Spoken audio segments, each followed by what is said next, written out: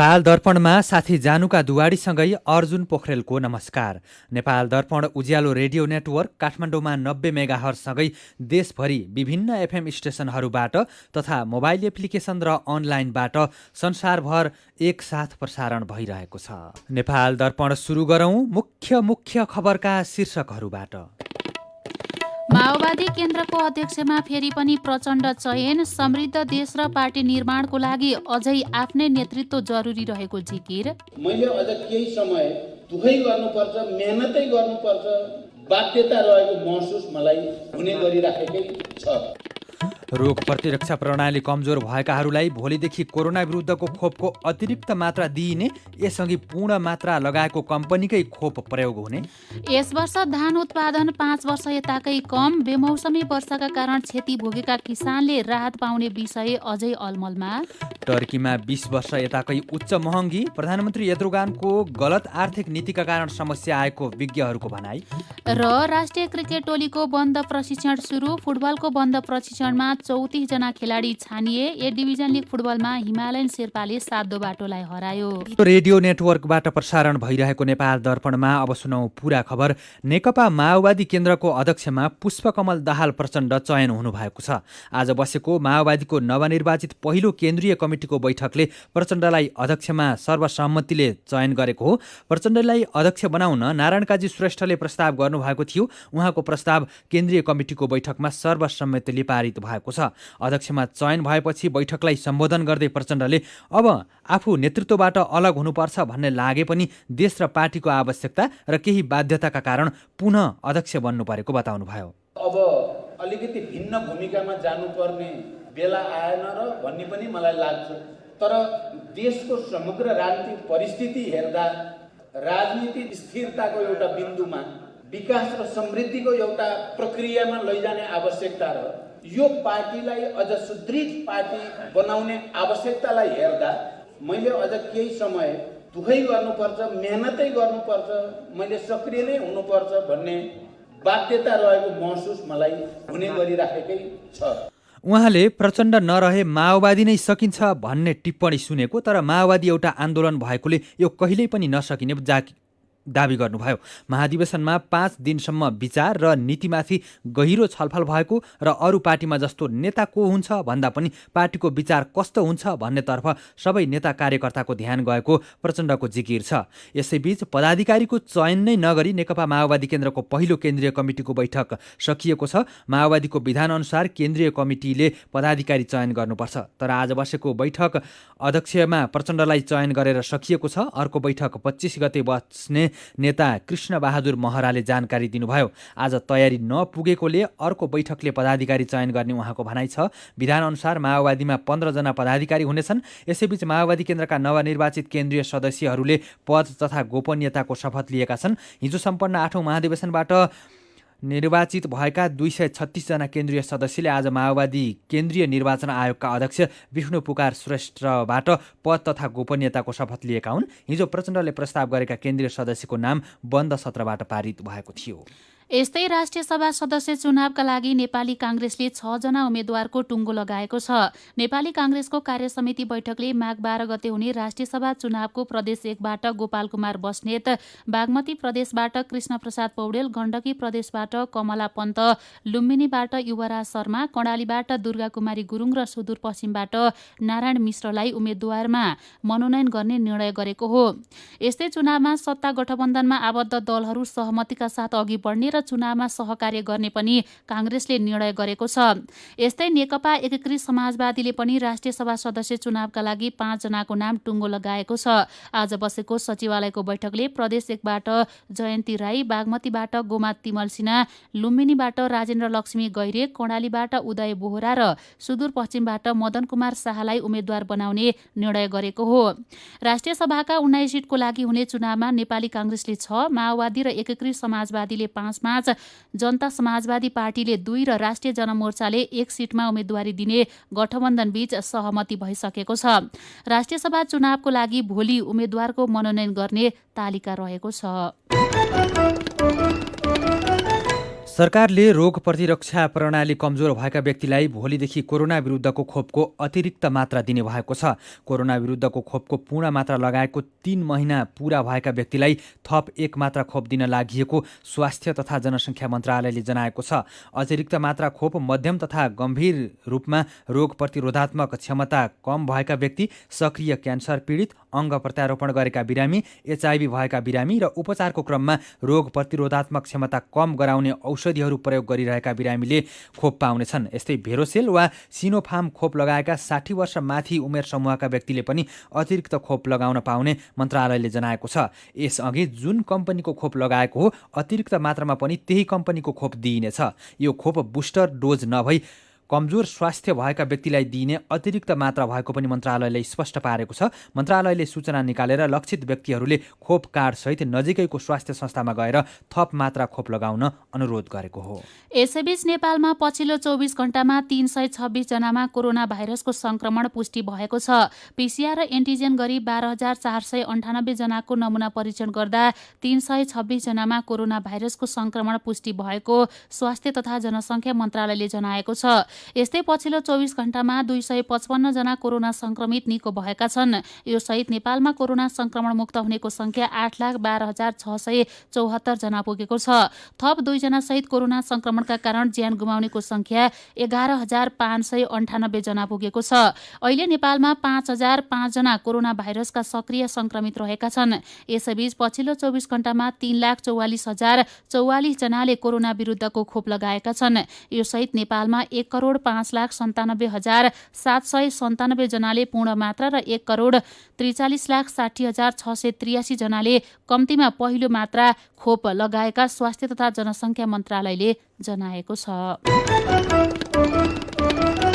राष्ट्रिय महिला आयोगकी अध्यक्ष कमला पराजुलीले कार्यस्थलमा हुने यौनजन्य दुर्व्यवहारको बारेमा आयोगमा बेनामी उजुरीहरूको संख्या बढिरहेको बताउनु भएको छ। सिंहदरबारमा बसेको महिला तथा सामाजिक समितिको बैठकमा अध्यक्ष पराजुलीले कार्यस्थलमा हुने यौनजन्य दुर्व्यवहारको बारेमा आयोगमा बेनामी उजुरीहरूको संख्या बढिरहेको बताउनु भएको हो। बैठकमा गृह मन्त्रालयका सचिव टेकनारायण पाण्डेले घरेलु हिंसाबाट मारिएकी नकुन्नी धोबी र निर्मला कुर्मीको विषयलाई बढी उचाल्ने काम भएको बताउनु भएको छ। उहाँले माइतीघर मण्डलामा रुबी खान सहितका महिला अधिकार कर्मीहरू गैर सरकारी र अन्तर्राष्ट्रिय गैर सरकारी संस्थाको उस्काहटमा रिले अनसनमा बसेको पनि आरोप लगाउनुभयो। सचिव पाण्डेले सरकारको तर्फबाट कानुनी रूपमा गर्नुपर्ने कार्यहरू भइसकेको अवस्थामा पनि काठमाडौँमा आन्दोलन र नारा चर्काएपछि स्वर सुनिन्छ भन्ने हिसाबले आन्दोलन गरिरहेको बताउनुभयो।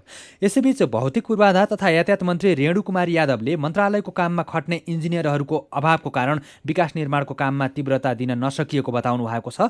प्रतिनिधि सभा अन्तर्गतको अर्थ समितिको बैठकमा मन्त्री यादवले मन्त्रालयको काममा खटिने इन्जिनियरहरूको अभावका कारण विकास निर्माणको कामलाई तीव्र गतिमा अघि बढाउन नसकिएको बताउनुभयो। यस्तै कृषि तथा पशुपक्षी विकास मन्त्री महेन्द्र राय यादवले कृषि मन्त्रालय अन्तर्गतका ठूला कृषि परियोजनाको काम गर्न कर्मचारी अभाव भएको बताउनुभयो। उहाँले परियोजनामा प्राप्त कर्मचारीहरू भएमा मात्रै बजेट खर्च भएर पुँजीगत खर्च बढ्ने बताउनुभयो। यस्तै समितिको बैठकमा नेकपा एमालेका उपाध्यक्ष तथा पूर्व अर्थमन्त्री सुरेन्द्र पाण्डेले कर्मचारी संयन्त्रले सङ्घीयता नरुचाएको बताउनुभयो। उहाँले माथिल्लो तहका कर्मचारीहरूमा तल्लो तहमा गएर काम गर्न नरुचाउने प्रवृत्ति बढ्दै गएको समेत बताउनुभयो। आउने बुधबारदेखि देशभरको मौसम बदली भएर पानी पर्ने सम्भावना रहेको मौसमविदले बताएका छन्। पश्चिमी वायु सक्रिय हुने भएकाले पर्सि बुधबार बेलुकादेखि शुक्रबारसम्म देशभरको मौसम बदली भएर पानी पर्ने सम्भावना रहेको मौसमविद प्रतिभा मानन्दरले जानकारी दिनुभयो। पश्चिमी वायुको असर शुक्रबारपछि पनि रहन्छ वा रहँदैन भन्ने कुरा भने कतिको सक्रिय हुन्छ भन्नेमा भर पर्ने उहाँले बताउनुभयो। बुधबार सुदूरपश्चिम क्षेत्रबाट पश्चिमी वायुको प्रभाव देखिन थाल्ने भएकाले सुदूरपश्चिममा आउने बुधबार अलि धेरै पानी पर्ने सम्भावना रहेको छ। त्यसपछि बिस्तारै मध्य हुँदै पूर्वतर्फ सर्नेछ र देशभर नै प्रभाव पर्नेछ। देशका धेरै ठाउँमा पानी पर्ने र उच्च पहाडी तथा हिमाली क्षेत्रमा हिमपातको सम्भावना रहेको छ। सीधा कुरा प्रष्ट विचार। यो हो उज्यालो रेडियो नेटवर्क काठमाडौँमा 90 मेगाहर्ज। नेपाल दर्पणमा कुराकानीसँगै खबरको सिलसिला बाँकी नै छ, सुन्दै गर्नुहोला। तपाईँ अहिले रेडियो, मोबाइल एप्लिकेसन र अनलाइनबाट प्रसारण भइरहेको उज्यालो रेडियो नेटवर्कको नेपाल दर्पण सुन्दै हुनुहुन्छ। यतिन्जेल हामीले माओवादी केन्द्रको अध्यक्षमा फेरि पनि प्रचण्ड चयन, राष्ट्रिय सभा सदस्य चुनावको लागि एमाले र नेकपा एसद्वारा उम्मेद्वार चयन, रोग प्रतिरक्षा प्रणाली कमजोर भएकाहरूलाई भोलिदेखि कोरोना विरुद्धको खोपको अतिरिक्त मात्रा दिइने लगायतका खबर प्रस्तुत गर्यौं। नेपाल दर्पणमा अब बाँकी प्रसङ्ग। यस वर्ष धान उत्पादन 5 वर्ष यताकै कम भएको छ। कृषि तथा पशुपन्छी विकास मन्त्रालयले सार्वजनिक गरेको तथ्याङ्क अनुसार गएको आर्थिक वर्ष 2077-78 को तुलनामा चालु आर्थिक वर्षमा धान उत्पादनमा 8.74% कमी आएको हो। चालु आर्थिक वर्षमा 51,30,000 मेट्रिक टन धान उत्पादन भएको हो। गएको आर्थिक वर्षमा 56,21,000 मेट्रिक टन धान उत्पादन भएको थियो। यस्तै आर्थिक वर्ष 2076-77 मा 55,50,878, आर्थिक वर्ष 75-76 मा 56,10,000 र 74-75 मा 51,51,925 मेट्रिक टन धान उत्पादन भएको थियो। गएको वर्षको तुलनामा मन्त्रालयले यस वर्ष धान उत्पादनमा वृद्धि हुने अनुमान गरे पनि धान थन्क्याउने बेलामा नै वर्षा र हावाहुरीका कारण धानमा क्षति पुग्दा उत्पादनमा कमी आएको मन्त्रालयका प्रवक्ता प्रकाश सञ्जेलले जानकारी दिनुभयो। उहाँका अनुसार सुदूरपश्चिमका कैलाली र कञ्चनपुर तथा लुम्बिनी प्रदेशको बर्दिया, बाँके, कपिलवस्तु लगायतका विभिन्न जिल्लामा बेमौसमी वर्षाले किसानको धानमा क्षति पुर्याउँदा समग्र राष्ट्रिय धान उत्पादनमा कमी आएको हो। यस वर्षको बेमौसमी वर्षाले देशभरको 4,24,113 टन धानबालीमा क्षति पुर्याएको मन्त्रालयले जनाएको छ। यस वर्ष 14,77,378 हेक्टर क्षेत्रफलमा धान रोपिएको थियो। यस वर्ष बेमौसमी वर्षाले धानबालीमा ठूलो क्षति पुगेको छ। सरकारले क्षति भोगेका किसानलाई राहत दिने भने पनि अझै अलमल छ। किसानको हकहित तथा अधिकार संरक्षण गर्ने निकाय पनि राहतका विषयमा मौन छन्। किसानलाई क्षतिपूर्ति दिलाउन राष्ट्रिय किसान आयोगले के गर्दैछ भनेर साथी मदन पौड्यालले आयोगका अध्यक्ष प्रेम प्रसाद दङ्गाललाई सोध्नु भएको छ। हाम्रा तर्फबाट गर्नुपर्ने तदारुकताका कुरा, अनुगमनका काम हामीले गरेकै हो। क्षतिपूर्ति गर्ने, गराउने, राहत दिने भन्ने खालको नेपाल सरकारको निर्णय भएको हुनाले यहाँ पनि हामी चाहिँ गएर फलोअप गऱ्यौँ। त्यसपछि कृषि तथा पशुपन्छी विकास मन्त्रालयमा पनि पटक पटक चर्चागेता गर्ने, गराउने सरकारले जुन घोषणा गरेको छ राहत, त्यो राहतको चाहिँ वितरण गर्न यो अनुरोध आग्रह गरिरहेका हो। अब यसै पनि ढिलासुस्ती भइसक्यो, अब चाहिँ के गर्नुहुन्छ त? अझै पनि ढिलासुस्तीलाई हेरिरहने हो कि हामी केही राहतका लागि चाहिँ अब जिम्मेवार कदम चाल्न सक्छौँ? नेपाल सरकारका विभिन्न निकायहरूको बिचमा समन्वय गर्ने, सहजीकरण गर्ने, त्यो सरकारले गरेका कामहरूको चाहिँ फिल्डमा अनुगमन गर्ने हाम्रो चाहिँ जिम्मेवारी यही हो, हाम्रो टिओआर यही हो। त्यसो भएको हुनाले हामीले यो निरन्तर गरिरहेका छौँ। हाम्रा तर्फबाट कुनै कमी कमजोरी भएको छैन। तथ्याङ्क सङ्कलन गर्दा नै अब त्यहाँ चाहिँ केही चाहिँ भनौँ न तलमाथि भयो। तलमाथि भन्नाले अब जुन मात्रामा राहत चाहिँ के अरे क्षति भएको थियो भन्ने नेपाल सरकारको प्रारम्भिक अनुमान थियो, कृषि तथा पशुपन्छी विकास मन्त्रालयको त्यो भनेको करिब 12 अर्बको हाराहारीमा चाहिँ क्षति भएको थियो। तर अहिले पालिका मार्फत क्षति भएको विषय सङ्कलन गरियो। क्षति दाबी नै अहिले चाहिँ 15 अर्बको छ भन्ने खालको कुरो आयो। त्यसो भएको हुनाले फेरि चाहिँ एकचोटि भेरिफाई गर्ने जस्तो मैले चाहिँ बुझेको थिएँ होइन। किसानलाई मारमा पार्ने काम भयो भन्ने किसानकै गुनासो छ। यस्तो गैर जिम्मेवार छ राज्य संयन्त्र, कसरी झकझक्याउन सकिन्छ त? उसो भए कृषि तथा पशुपन्छी विकास मन्त्रालयलाई पनि वास्तवमा बाइपास गरेको अवस्था देखियो। जो चाहिँ कृषि तथा पशुपन्छी विकास मन्त्रालय नै हो सम्बन्धित यो, त्यही फन्ड आउन पर्थ्यो। यो चाहिँ एउटा सानोतिनो चाहिँ कहीँ दुई परेर बाढी पहिरो गएर आगलाली भएर केही कारणले चाहिँ क्षति भएको विषय थिएन। यत्रो ठुलो चाहिँ पैमानामा क्षति भएको विषय थियो। त्यसो भएको हुनाले गृह मन्त्रालयमा लगेर अनि विपद व्यवस्थापन अन्तर्गत लगेर एउटा शाखा अन्तर्गत यो कुरा व्यवस्थापन गर्नु हुँदैन थियो भन्ने लाग्छ मलाई होइन। अब जे भयो त्यो भइगयो, सकियो। अर्थ मन्त्रालयले पनि त्यो ढङ्गले चाहिँ बजेटहरू निकासा दिन पर्यो तुरुन्तै। गृह मन्त्रालयले चाहिँ अब तदारुकताका साथ चाहिँ वितरण गर्न पर्यो। अर्को के उपाय हुन सक्छ यो बेला? अब उसो भए नजिकका तह पालिकाले चाहिँ के गर्न सक्छन् त यो क्षतिलाई चाहिँ? पालिकाले अब कृषि तथा पशुपन्छी मन्त्रालयबाट त्यो चाहिँ तपाईँको क्षतिको विवरण चाहिँ एकिन गरी फेरि पठाउनु तल भनेर चाहिँ उसले भनेको छ भने तुरुन्तै त्यो कामहरू गर्न पर्यो। स्थानीय पालिकाबाट पनि र सिफारिस गर्न पर्यो सम्बन्धित समितिमा, त्यो खालको कुरा गर्नु पर्यो। मेरो पनि भन्नु छ।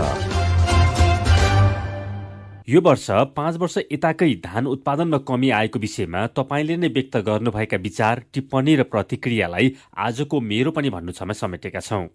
ट्विटरमा टेक नारायण पौडेल र कमान सिंह पाखरिन लेख्नुहुन्छ, बाली लगाउने र गोड्ने बेला रासायनिक मलको अभाव भयो। धान थन्काउने बेला धेरै पानी परेकोले किसानले काटेर राखेको धान खेतमै कुहियो।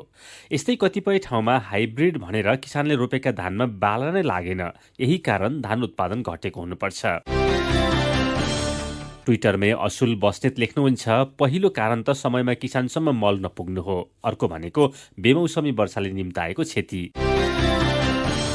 धान उत्पादन घट्नुका मुख्य कारणबारे झविन्द्र भट्टराई बुदागत रूपमा उज्यालोको फेसबुक पेजमा लेख्नुहुन्छ, उत्पादन योग्य जमिनको खण्डीकरण बढ्दै जानु, सक्रिय जनशक्ति धेरै विदेशमा रहँदा भएको जमिन बाँझै रहनु र मल बिउ समयमै उपलब्ध हुन नसक्नु नै धान उत्पादन घट्नुको मुख्य कारण हुन्। सुजित स्याङतन भन्नुहुन्छ, यो वर्ष प्रतिकूल मौसम र मलको अभावले धेरै असर गर्यो। यो सँगै युवाहरूमा कृषि कर्ममा रुचि घट्नु पनि एउटा कारण हुन सक्छ। सरोज अधिकारीलाई पनि यसपालि धान कम फल्नुको मुख्य कारण बेमौसमी पानी र हावाहुरीले गर्दा हो भन्ने लाग्छ। उहाँ लेख्नुहुन्छ, वर्षेनी कट्ठाको 5-6 मन धान उत्पादन हुने खेतमा यसपटक प्रति कट्ठा 2 मनमा चित्त बुझाउनु पर्यो। अनि फेसबुकमा निशान्त नाम राखेका साथी भन्नुहुन्छ, अरू ठाउँमा घटे पनि पाल्पातिर चाहिँ यसपालि धान उत्पादन बढ्यो। विचारका लागि तपाईँलाई धन्यवाद। मेरो पनि भन्नु छ। मेरो पनि भन्नु छ प्रस्तुत गर्दै हुनुहुन्थ्यो साथी भोजेन्द्र बस्नेत। नेपाल दर्पणमा खबरको सिलसिला बाँकी नै छ, सुन्दै गर्नुहोला। वैदेशिक रोजगार न्याय सम्बन्धी जानकारी। वैदेशिक रोजगारमा जाने व्यक्ति ठगिएमा वा शोषणमा परेमा वैदेशिक रोजगार विभागमा वा आफ्नो जिल्लाको जिल्ला प्रशासन कार्यालयमा निवेदन दिनुपर्दछ। वैदेशिक रोजगार ठगी गर्ने व्यक्तिलाई 3 वर्षदेखि 7 वर्षसम्म कैद र 3 लाखदेखि 5 लाख रुपियाँसम्म जरिवाना सजाय हुन्छ। वैदेशिक रोजगारमा ठगिएको व्यक्तिले बुझाएको रकम र त्यसमा थप 50% हर्जना सहितको रकम पीडकबाट फिर्ता पाउँछन्। वैदेशिक रोजगार ठगीको विषयमा जहिले पनि उजुरी लाग्दछ। क्षतिपूर्तिसँग सम्बन्धित उजुरी 1 वर्षभित्रमा दिनुपर्दछ। वैदेशिक रोजगारमा जाँदा लाग्ने खर्च मेन पावरमा बुझाइ भरपाई लिएमा न्याय पाउन सजिलो हुन्छ। वैदेशिक रोजगारीको सिलसिलामा ठगिएमा वा उद्धार गर्नु परेमा वा विभिन्न रेडियो स्टेशनबाट मेचीदेखि महाकालीसम्म र मोबाइल एप्लिकेसन तथा अनलाइनबाट संसारभरि एकसाथ प्रसारण भइरहेको नेपाल दर्पणमा तपाईँलाई फेरि स्वागत छ। अब बाँकी खबर। नेपाल विद्युत प्राधिकरण र नेपाल वायु सेवा निगम बीच एक आपसमा सहकार्य गर्ने समझदारी पत्रमा हस्ताक्षर भएको छ। संस्कृति पर्यटन तथा नागरिक उड्डयन मन्त्री प्रेम बहादुर आले र सचिव महेश्वर न्यौपानेको उपस्थितिमा प्राधिकरणका कार्यकारी निर्देशक कुलमान घिसिङ र निगमका कार्यकारी अध्यक्ष युवराज अधिकारीले एमओयूमा हस्ताक्षर गर्नुभएको हो। अब प्राधिकरणका कर्मचारी र कर्मचारीका परिवारले निगमको जहाजबाट अन्तर्राष्ट्रिय उडान गर्दा टिकटमा 15% छुट पाउने छन्। यस्तै विद्युत प्राधिकरणले विदेशबाट ल्याउने माल सामान नेपाल वायु सेवा निगमको जहाज मार्फत ढुवानी गर्नेछ। कार्यक्रममा मन्त्री आलेले डुब्न लागेको विद्युत प्राधिकरणलाई उकास्न व्यवस्थापनले चालेको कदमबाट पाठ सिकेर काम गर्न वायु सेवा निगम व्यवस्थापनलाई आग्रह गर्नुभयो। स्थानीय सरकारमा सुशासनको अवस्थामा सुधार गर्नुपर्नेमा सम्बन्धित क्षेत्रका विज्ञले जोड दिएका छन्। सामुदायिक सारथी र एसिया फाउन्डेसनले काठमाडौँमा गरेको स्थानीय तहका समस्या र सार्वजनिक लेखा समितिको सम्बन्ध विषयक अन्तर्क्रियामा प्रतिनिधि सभाका सांसद तथा विकास समितिका सदस्य यज्ञराज सुनुवारले दण्ड र पुरस्कारको व्यवस्था नहुँदा जनप्रतिनिधिहरू मन लाग्दी रूपमा प्रस्तुत भएको गुनासो गर्नुभयो। सामुदायिक सारथीका कार्यकारी निर्देशक ताराबहादुर भण्डारीले पालिकाहरूमा अनुगमन समितिहरू सक्रिय बन्न जरुरी रहेको बताउनुभयो। रुकुम पूर्वमा एक हप्तादेखि हिउँमा फँसेका 14 जना मजदुरको हेलिकप्टर मार्फत सकुशल उद्धार गरिएको छ। पुथा उत्तर गंगा गाउँपालिका वडा नम्बर 2 घुस्तुङमा 14 जना मजदुरहरू एक हप्तादेखि हिउँमा फँसेको खबर पाउने बित्तिकै जिल्ला प्रशासन कार्यालयको पहलमा आज सुर्खेतबाट नेपाली सेनाको हेलिकप्टर पठाएर 14 जनालाई नै सकुशल उद्धार गरिएको प्रमुख जिल्ला अधिकारी लक्ष्मी प्रसाद बास्कोटाले जानकारी दिनुभयो। गाउँपालिकाबाट परेको योजना अन्तर्गत घोरेटो बाटो निर्माणमा खटिएका उनीहरू बाक्लो हिउँमा फँसेका थिए। ताप्लेजुङको मिक्वा खोला गाउँपालिका वडा नम्बर 5 को नजिकमा हिउँमा फँसेका बाबु छोरा आज गाउँ फर्किएका छन्। गएको बुधबारदेखि ओडारमा बसेका उनीहरू हिमपात हुन छाडेसँगै गाउँ फर्किएका हुन्। उद्धारका लागि गएको शनिबार र आइतबार हेलिकप्टर मार्फत प्रयास भए पनि बाबु छोरा बसेको ठाउँ पहिचान गर्न नसकेपछि उद्धार हुन सकेको थिएन। यस्तै स्थानीय बासिन्दा चिसो छल्न काठमाडौँ र भारतको बोधगया लगायतका ठाउँमा जान थालेपछि सोलुखुम्बुको खुम्बु क्षेत्र सुनसान बन्न थालेको छ। पर्यटकीय सिजनमा भरि भराउ हुने लुक्ला, नाम्चे, खुम्जुङ लगायतका बस्तीमा अहिले मानिस भेट्नै मुस्किल पर्ने सगरमाथा राष्ट्रिय निकुञ्जका प्रमुख संरक्षण अधिकृत भूमिराज उपाध्यायले जानकारी दिनुभयो। अर्घाखाँचीको पाणिनी गाउँपालिकामा एमालेबाट उपाध्यक्षमा निर्वाचित लक्ष्मी गौतम नेपाली काङ्ग्रेसमा प्रवेश गर्नुभएको छ।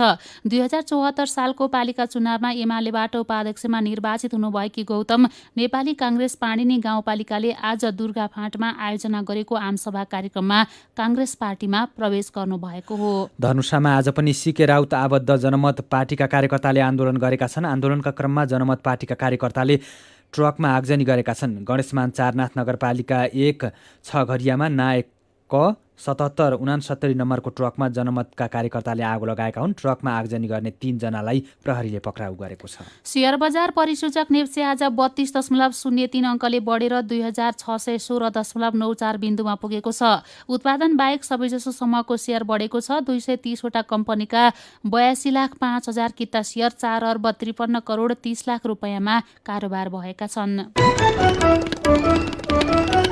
नेपाल दर्पणमा अब विदेशको खबर। टर्कीमा वार्षिक महँगी दर 20 वर्ष यताकै उच्च स्तरमा पुगेको छ। यो वर्ष महँगी दर 36% भन्दा धेरैले बढेको छ। यो सन् 2002 पछिको सबैभन्दा धेरै हो। गाडी लगायतका यातायातका साधनमा आधाभन्दा धेरै महँगाई बढेको छ। यस्तै खाने तेल र घरेलु सामानको मूल्यमा 40% भन्दा धेरै महँगी बढेको अन्तर्राष्ट्रिय सञ्चार माध्यमले जनाएका छन्। राष्ट्रपति रेसेप तय्यप एर्दोगानको अपरम्परागत आर्थिक नीतिका कारण भएको मुद्रा सङ्कटपछि महँगी बढेको विज्ञहरूले बताउने गरेका छन्। गएको डिसेम्बर महिनामा मात्रै उपभोग्य सामानको मूल्य वृद्धि 36.1% रहेको छ। नोभेम्बर महिनामा 21.3% थियो। यो तथ्याङ्क अक्टोबर सन् 2002मा सबैभन्दा धेरै 33.45% भन्दा धेरै हो। तथ्याङ्कको आधारमा थोरै देखिए पनि त्यो सरकारी लक्ष्यभन्दा 7 गुणा धेरै थियो।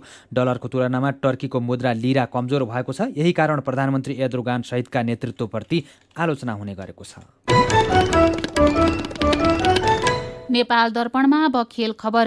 नेपाली राष्ट्रिय क्रिकेट टिमको बन्द प्रशिक्षण आजदेखि सुरु भएको छ। आइसिसी पुरुष T20 विश्वकपको ग्लोबल छनौटका लागि नेपाली टोलीको प्रशिक्षण सुरु भएको हो। हिजोदेखि बन्द प्रशिक्षण सुरु हुने तालिका रहे पनि नेपाल क्रिकेट सङ्घ क्यान र केही खेलाडीहरू बीचको विवादले सुरु हुन सकेको थिएन। असन्तुष्ट खेलाडीका तर्फबाट हिजो र आज बिहान खेलाडी ज्ञानेन्द्र मल्ल र क्यानबीच छलफल भएको थियो। छलफलमा खेलाडीमाथि गरिएको कारबाही फिर्ता लिने र खेलाडी पनि बन्द प्रशिक्षणमा फर्कने सहमति भएको छ। आजको प्रशिक्षणमा 14 जना खेलाडी उपस्थित भएका र बाँकी खेलाडीको PCR परीक्षण भइरहेकाले रिपोर्ट आएपछि सहभागी हुने क्यानले जनाएको छ।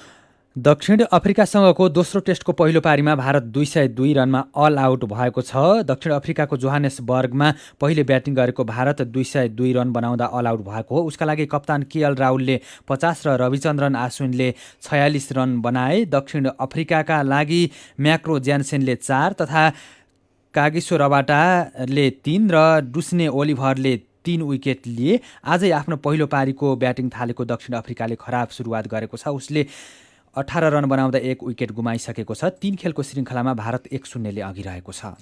मोरिसससँग हुने 2वटा मैत्रीपूर्ण खेलका लागि अखिल नेपाल फुटबल सङ्घ एन्फाले 34 जना खेलाडीलाई बन्द प्रशिक्षणमा बोलाएको छ। यही जनवरी 29 र फेब्रुअरी 1 तारिकमा दशरथ रङ्गशालामा हुने खेलका लागि मुख्य प्रशिक्षक अब्दुल्लाह अलमुतारीसँगको छलफलपछि एन्फाले 34 जना खेलाडीलाई बन्द प्रशिक्षणमा बोलाएको हो।